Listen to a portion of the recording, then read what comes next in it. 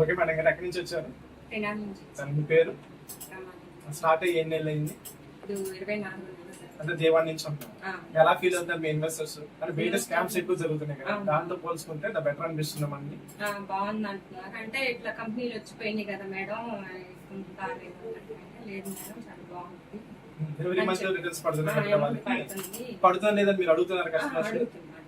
అడుగుతుంటే పడుతుంది. చాలా హెల్ప్ చేస్తున్నారు మీరు, రివ్యూ అనేది తీసుకొచ్చారు మాకు.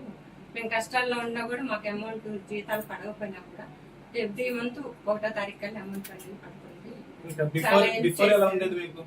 ఎల్బిఎఫ్ రాకముందు అవసరం కట్టాలన్నా సరే ఇబ్బందులు పడ్డాము చాలా. ఇప్పుడు ప్రెసెంట్ ఇప్పుడు కొంచెం బాగుంది. ఇంకా ముందుకెళ్ళి బాగా చేసుకోవాలి.